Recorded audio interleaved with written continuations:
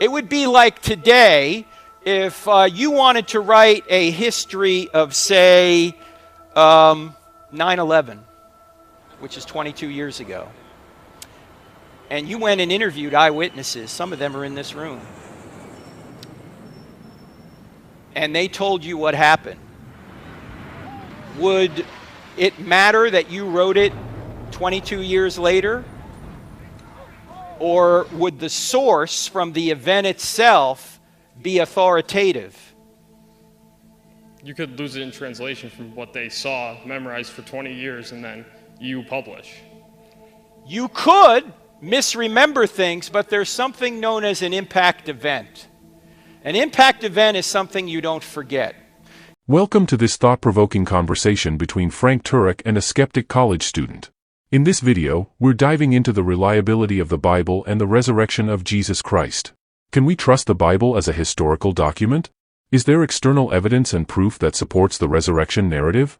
And when was the Bible published, anyway? These are the questions we're exploring today. Join us as we examine the foundations and evidence for Christian beliefs, and discover how Frank responds to these challenging questions. You might be surprised at what you learn. If you don't trust the Bible and ancient texts, what could make you believe in the resurrection? If you don't, well, I guess my question would be, why wouldn't you trust these ancient texts if you evaluate them and you come to the conclusion they're historically reliable? Why would this be invented? That kind of thing. Go ahead. You don't come to the conclusion that they're historically reliable. Okay, my question would be, why do you think they're not? Because they were written 100, 200 years later. Later than what? Later than when Jesus was crucified. Where did you come up with those dates? Google. Huh? I just looked it up. It was like 100. It was written, or published, the Hebrew Bible was published around 100 AC. He was killed in 30 AC. The life expectancy is probably shorter then.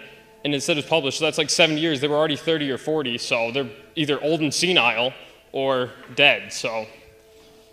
Run those dates by me again. It was 100 when the Hebrew Bible was published about, because we don't actually know.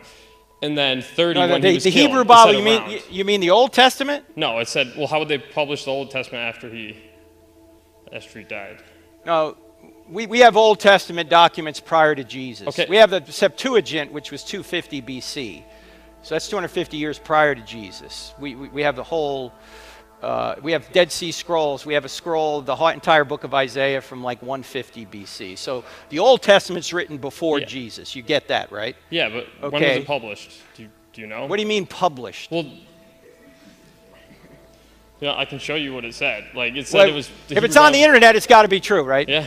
Yeah. Okay, so when was the Bible published? Okay. First of all, the documents we call the New Testament were written anywhere between, say, 40 AD and I believe 70 AD. Okay. Jesus was crucified in 33 AD. Okay. Now, the sources inside those documents go all the way back to the event of the resurrection itself. In fact, the earliest evidence for the resurrection is recorded in a passage we call 1 Corinthians 15, verses 3 to 8, where Paul says, "What I received of first importance I pass on to you."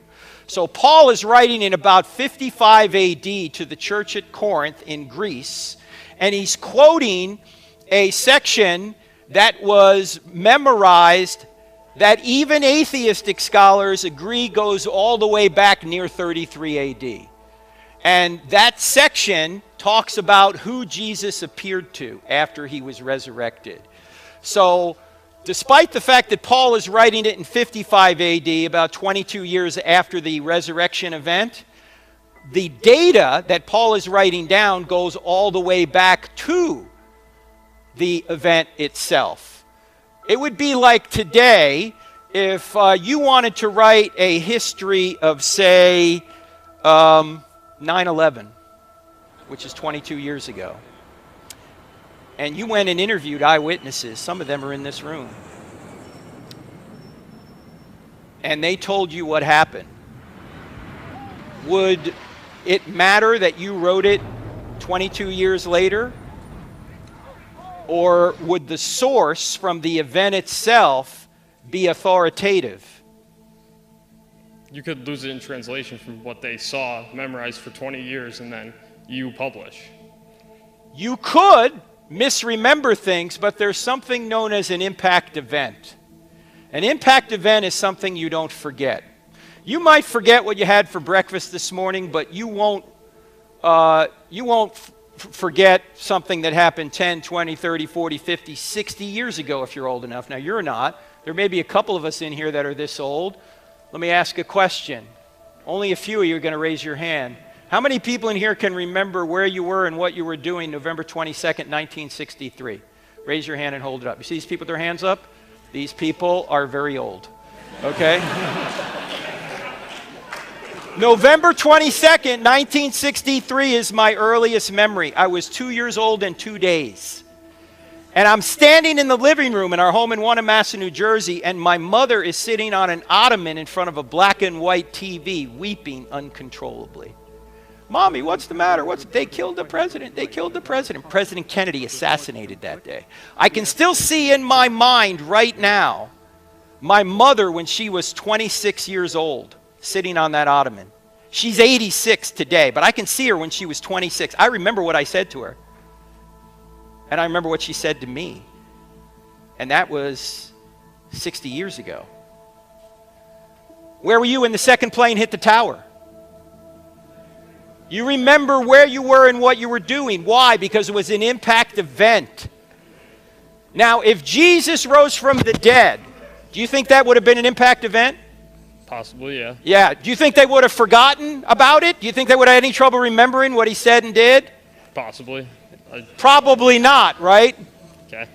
Yeah, so just like you can interview people here today about 9/11 and get an accurate account, so could the New Testament writers, and many of them were eyewitnesses themselves. So I don't know where you're reading this kind of thing, but the New Testament documents are written within the lifetime of the eyewitnesses, by eyewitnesses or people that knew eyewitnesses. For example, Luke, who was a doctor and interviewed eyewitnesses, actually puts forth a very accurate account of what he said he saw, and you can verify this by looking at archaeological remains and geographic remains and topography from the Gospel of Luke and also the book of Acts. In fact, there's 84 details in the book of Acts alone that have been proven to be eyewitness data just from chapter 13 to chapter 28, the end of the book. Luke was actually traveling with Paul. He's an eyewitness of that period.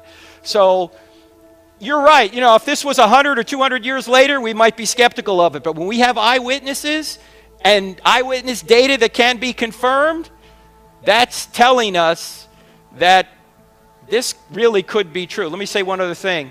We just did a podcast on this 2 days ago. It's the podcast up right now, and I don't have enough faith to be an atheist. There have been 7 people associated with the crucifixion of Jesus found in archaeology. 7 of them, including Jesus himself. Jesus, Caiaphas, Simon of Cyrene, Pilate, Herod, Peter, and one other I can't remember right now.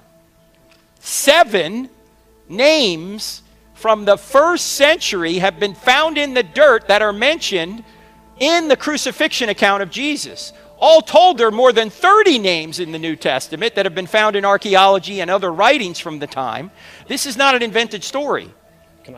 Go ahead. But that, just because their names are there doesn't mean he rose from the dead. No, it doesn't. But it does show that they're telling historical facts.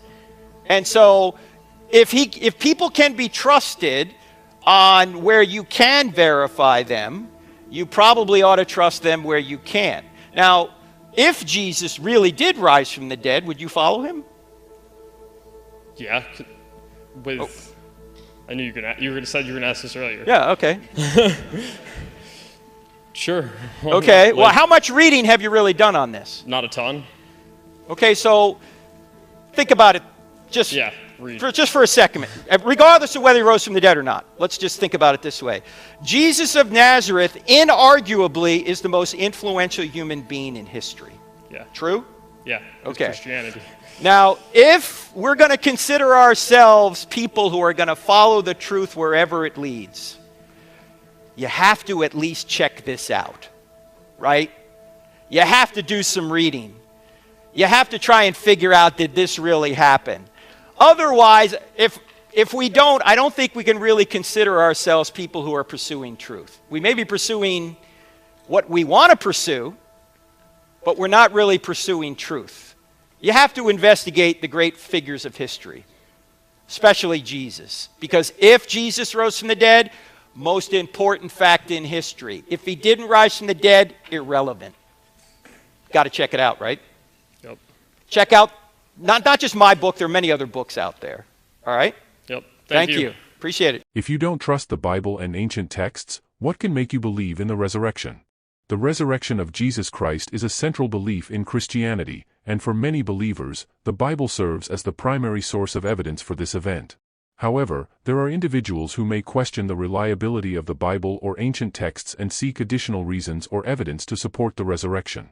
Let us explore some perspectives that can provide a basis for belief in the resurrection beyond the biblical account. Historical accounts. Apart from the Bible, there are several historical accounts from the 1st century that mention Jesus and his crucifixion. These accounts, written by historians such as Josephus and Tacitus, provide external corroboration of Jesus' existence and the events surrounding his death. Early Christian writings. Early Christian writings, such as the letters of Paul and the writings of the Church Fathers, contain references to the resurrection. These writings were composed by those who were either eyewitnesses to the events or were closely connected to the apostles. They testify to the belief in the resurrection as a foundational aspect of early Christian faith. Transformation of the disciples. The transformation of Jesus' disciples following his crucifixion is seen as evidence for the resurrection. The disciples went from being fearful and scattered to becoming bold and passionate advocates for the message of Jesus, even in the face of persecution and martyrdom. This dramatic change is often attributed to their belief in encountering the risen Christ. Empty tomb. The empty tomb is another significant aspect in the resurrection narrative. While the Bible provides this account, it is important to note that the empty tomb was also acknowledged by early opponents of Christianity. The fact that Jesus' tomb was empty, despite the guards and ceiling, raises questions about alternative explanations for the disappearance of the body.